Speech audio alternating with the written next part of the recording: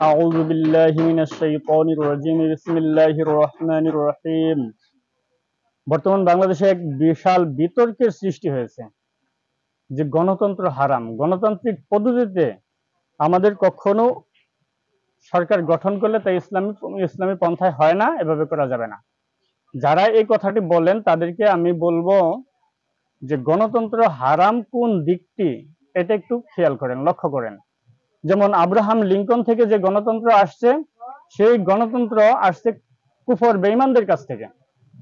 এখন তারা এই গণতন্ত্রের মধ্যে দিয়েছেন কি, দুটি ধারা দিয়েছেন, যে জনগণই সকল ক্ষমতার উৎস এবং জনগণের নির্বাচিত প্রতিনিধিরাই আইন বিধান তৈরি করবে।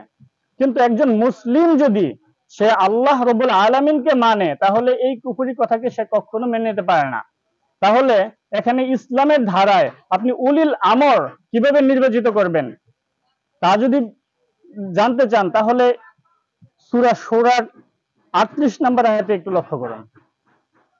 এখানে আল্লাহ রব্বুল আলামিন গণতন্ত্রের ধারায় আসছে আল্লাহ রব্বুল আলামিনের সকল, ইসলামের ধারায় আসছে আল্লাহ রব্বুল আলামিনই সকল ক্ষমতার উৎস এবং সকল আইন বিধান আল্লাহ রব্বুল আলামিন যা দিয়েছেন তাই বাস্তবায়ন করতে হবে। তার জন্যই মানুষকে সৃষ্টি করছেন, আল্লাহর গোলামি করা ব্যতীত তিনি সৃষ্টি করেন নাই। তাহলে এখানে জনগণের নির্বাচিত প্রতিনিধিরা তাদের আইন বিধান নিজেরা তৈরি করবে, এটা তো ডাইরেক্টলি কুফর। আর আল্লাহ রব্বুল আলামিন ব্যতীত জনগণই সকল ক্ষমতার উৎস, এটাও কুফরি কথা। কিন্তু ইসলামে এর মধ্যে কি আছে? ইসলামের এর মধ্যে হলো যে আপনার উলিল আমর আল্লাহ এবং আল্লাহর রসুলের বিধানে, আল্লাহ এবং আল্লাহর রসুলের নিয়ম পদ্ধতিতে যে পরিচালনা করতে পারবে বা আদেশ দেওয়ার উপযুক্ত, যে আদেশ দেওয়ার উপযুক্ত মানে কর্তৃত্বের উপযুক্ত, নেতৃত্বের উপযুক্ত, যে এই রাষ্ট্র পরিচালনার জন্য উপযুক্ত, যেভাবে আল্লাহ রাব্বুল আলামিন রাসূলের মাধ্যমে করিয়ে গেছেন, সেই পন্থায় রাসূল তো নেই, এখন উপযুক্ত ব্যক্তি ছাড়া কিভাবে সম্ভব? এই জন্য আল্লাহ রাব্বুল আলামিন সুন্দর একটি পন্থা দিয়ে গেছেন সূরা শূরার 38 নম্বর আয়াতে। এখানে আল্লাহ রাব্বুল আলামিন বলেন, ওয়াল্লাযীনা ইসতাজাবু লিরাব্বিহিম, যারা তাদের রবের আহ্বানে সাড়া দেয়, যারা সাড়া দেয় তাদের প্রতিপালকের আহ্বানে, ও আকামুস সালাহ, এবং তারা নামাজ প্রতিষ্ঠা করে, আমরুহুম শুরা, এবং তাদের প্রত্যেকটি কার্য সম্পাদন করে মতামতের ভিত্তিতে, পরামর্শের ভিত্তিতে, শুরা বাইনাহুম, তাদের নিজেদের মধ্যে মতামতের ভিত্তিতে তারা প্রত্যেকটি কার্য সম্পাদন করে। অমিম্মা রাযাকনাহুম ইউনফিকুন। এখানে দেখেন, যারা আল্লাহর পথে, যারা আল্লাহর পথে আল্লাহর আহ্বানে সাড়া দিয়েছেন, তাদের প্রত্যেকটি কার্য সম্পাদন করে মতামতের ভিত্তিতে, পারস্পরিক মতামত গ্রহণ করে বা পারস্পরিক পরামর্শ গ্রহণ করে। এই পরামর্শের মৌলিক মতামতের একটু ইংরেজি শব্দ যদি বলি তাহলে ভোট। এখন তারা পারস্পরিক প্রত্যেকটি কার্য সম্পাদন করে ভোট গ্রহণের ভিত্তিতে, ইংরেজিতে বললেই কি হারাম হয়ে যাবে? না। তাহলে আপনি একটা উলিল আমর তৈরি করবেন বা যে উপযুক্ত ব্যক্তি তাকে তৈরি করবেন, তাহলে তাফসীরের ভাষায় কি আসছে, যেই বিষয়ের উপর আপনি উপযুক্ত ব্যক্তি বাছাই করতে যাবেন, সেই বিষয়ের উপর আপনাদের মতামতের ভিত্তিতে করতে হবে। যেমন পারিবারিক বিষয় হলে পরিবারের কে প্রধান হবে, কে দায়িত্ব গ্রহণ করবে, এটা তার পারস্পরিক মতামতের ভিত্তিতে করা যায়। সমাজের ভিতরে ঠিক তেমনি, এবং মসজিদের ভিতরে কমিটি গঠন করতে হলে ঠিক তেমনি ভাবে পারস্পরিক মতামত গ্রহণ করে বা মতামতের ভিত্তিতে, পরামর্শের ভিত্তিতে এটা করতে হবে। এবং ঠিক তেমনি ভাবে যত উচ্চ পর্যায়ে যাবেন, যে রাষ্ট্রীয় পর্যায়ে যাবেন, তাহলে পরামর্শের ভিত্তিতে ওই সংশ্লিষ্ট ওই বিষয়ের উপর, যেই বিষয়ের উপর আপনি নেতৃত্বটাকে স্থাপন করতে যাবেন, সেই বিষয়ের উপর যারা সংশ্লিষ্ট তাদের মতামত গ্রহণ করার জন্য এখানে নির্দেশ করা হয়েছে। যারা ইমানদার, আল্লাহর আহ্বানে সাড়া দেয়, তারা তাদের মতামতের ভিত্তিতে, পরামর্শের ভিত্তিতে কার্য সম্পাদন করে। তাহলে এখানে আল্লাহর হুকুমটা আসছে কি, পারস্পরিক মতামতের ভিত্তিতে বা পারস্পরিক মত গ্রহণ করে তাদের এই কার্য সম্পাদন করতে হবে।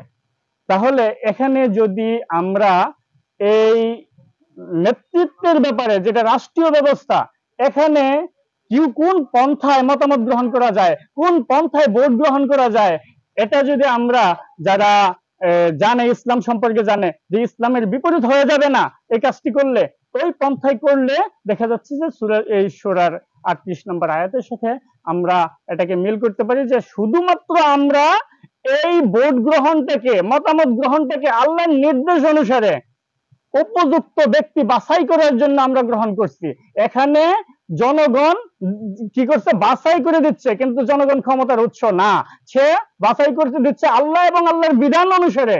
কে উপযুক্ত, আল্লাহ এবং আল্লাহর বিধান অনুসারে রাষ্ট্র পরিচালনার কে উপযুক্ত, তাকে বাছাই করে, বা তাকে উপযুক্ত লোকটাকে বাছাই করে নেওয়া হচ্ছে, এর বাইরে এখানে কিছুই না।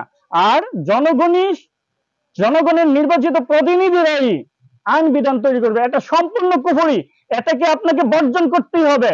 এবং উলিল আমর তৈরি করে আল্লাহর বিধানে, আল্লাহর হুকুমে, আল্লাহ যে কোরআন বিধান হেদায়া দিয়েছেন, যে পূর্ণাঙ্গ কোরআন বিধান দিয়েছেন, এই বিধান অনুসারে যিনি পরিচালনা করবেন, তিনি এই কোরআনের মধ্য থেকে পরিচালনা করবেন, এটাই ইসলামী নীতি। তাহলে যিনি ওই রাষ্ট্রের প্রধান হবেন, তিনি যদি কোরআন অনুসারে সকল কিছু না করতে পারেন, তাহলে ইসলামী রাষ্ট্র বলেই আমাদের লাভটা কি, আমরা মুসলিম বলেই লাভটা কি? তাহলে মুসলিম যদি বলি, তাহলে আমাদের নেতৃত্ব, আমাদের কর্তৃত্ব, যিনি পরিচালনা করবেন, তিনাকে আমরা বাছাই করে দিয়ে রাষ্ট্রের যে উপযুক্ত ব্যক্তি, তার মাধ্যমেই আমরা এই পৃথিবীর মধ্যে বা এই মানব জাতির মধ্যে উপযুক্ত ব্যক্তির দ্বারা আল্লাহর হুকুমতকে, আল্লাহর আইন বিধানকে বাস্তবায়ন করার চেষ্টা করব।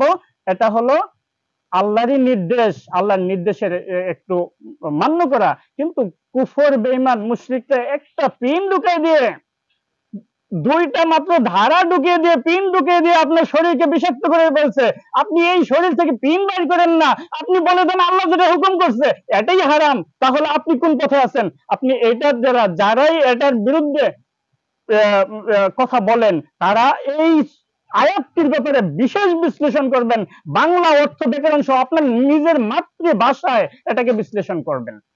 আশা করি বুঝতে পারছেন। আরো এটার মধ্যে উপমা দেওয়া আছে, যেমন সূরা বাকারার 190 নম্বর আয়াত থেকে এখানে বলা হয়েছে, যারা তোমাদের বিরুদ্ধে যুদ্ধ করে তোমরা তাদের বিরুদ্ধে যুদ্ধ করো। তাহলে এখানে যারা ইসলামকে রাষ্ট্র ক্ষমতায় চায় না, ইসলামী কোরআন অনুসারে বিধান পরিচালিত করতে চায়, ইসলামকে পরিচালনা করতে চায় না, তারা এর বিপরীত, একটি বিধান বা একটি সংবিধানকে বাস্তবায়ন করার জন্য তারা আমাদেরকে এই গণতান্ত্রিক সিস্টেমে, আমাদেরকে খালি শুধুমাত্র একটা বুঝ দেওয়া হচ্ছে যে গণতন্ত্র হারাম, আর আমরা এই বুঝটা মেনে নিয়ে কি করতেছি, আমরা যে উলিল আমর নির্বাচন করব এটা থেকে হারাম বলে দিয়ে তাদেরকে বিজয় করে দিচ্ছি। যারা আল্লাহর বিধানকে বাদ দিয়ে নিজেরা বিধান, মানব তৈরি বিধানকে তৈরি করবে, অথচ আল্লাহ বলছেন তারা এই গণতন্ত্রের মানে ভোটের সহযোদ্ধা আমাদেরকে পরাজিত করতেছে, আর আমরা হয়ে যাচ্ছি তাদের গোলাম, আমরা মুসলমানরা হয়ে যাচ্ছে তাদের গোলাম, আর তারা এদের দ্বারা আমাদেরকে সহজে পরাজিত করে দিচ্ছে। আর এখানে আল্লাহ রাব্বুল আলামিন সূরা বাকারার 190 নম্বর আয়াতে বলে দিয়েছেন, যারা তোমাদের বিরুদ্ধে যুদ্ধ করে তোমরাও তাদের বিরুদ্ধে যুদ্ধ করো, তোমরাও তাদের বিরুদ্ধে যুদ্ধ করো। এবং যারা এখানে সূরা বাকারার 190 নম্বর আয়াত থেকে 194 নম্বর আয়াত পর্যন্ত পর্যায়ক্রমে আল্লাহ রাব্বুল আলামিন এইভাবে বলে দিয়েছেন, যারা তোমাদেরকে তোমাদের জায়গা থেকে সরিয়ে দিয়েছেন, তোমাদের স্থান থেকে সরিয়ে দিয়েছেন, তাদেরকে তোমরা সরিয়ে দাও এবং তোমরা যুদ্ধ করো না 4টি মাসে, পবিত্র 4টি মাসে, যদি তারা তোমাদের বিরুদ্ধে যুদ্ধ না করে, এবং তোমরা বাইতুল হারামে রক্তপাত করো না, যুদ্ধ করো না, যদি তারা যুদ্ধ করে তাহলে তোমরাও যুদ্ধ করো। এই যে এক সিস্টেম গুলি আল্লাহ রাব্বুল আলামিন পর্যায়ক্রমে মানুষকে বুঝিয়ে দিয়েছেন যে বাইতুল হারামেও, কাবা শরীফের চত্বরেও যুদ্ধ করা নিষেধ, কিন্তু তারা যদি আসে, তারা যদি তোমাদের হত্যা করে, তাহলে তোমরা কি পিছিয়ে পড়ে থাকবে? তাহলে তারা গণতন্ত্রের সিস্টেমে আমাদেরকে নেতৃত্ব থেকে সরিয়ে দিচ্ছে আর আমরা গোলাম হয়ে যাচ্ছি, অথচ আল্লাহ রাব্বুল আলামিনের কত সুন্দর নিদর্শন, নির্দেশগুলি, আয়াতগুলি দিয়েছেন, এটাকে আমরা চিন্তা ভাবনা করি না, এটাকে নিয়ে আমরা গবেষণা করি না, আমরা গোলামে পরিণত হয়ে যাই। শুধুমাত্র দুইটা পিন তাদের ঢুকানোর কারণে এই পিনটা না সরিয়ে তাদের গোলামিটাকে মেনে নেই। এখন আমাদের জন্য করণীয় কি? আমাদের গণতান্ত্রিক সিস্টেম ইসলামে কি আসছে, আর তাই কাফের বেঈমানরা কি দিছে, এটাকে পৃথক করে আমরা চিন্তা ভাবনা করে ওই অনুসারে কাজ করব, এটাই আশাবাদ করি। এবং আপনারা এই কোরআনের আয়াতের দিক নির্দেশন না জেনে বিকৃত কণ্ঠে তাদের গোলাম হয়ে যাবেন না, এই আশাই ব্যক্ত করে আপনাদের কাছে আমি সঠিক সরল পথ পাওয়ার উপযুক্ত ব্যক্তি হওয়ার জন্য আপনাদেরকে অনুরোধ জানাচ্ছি।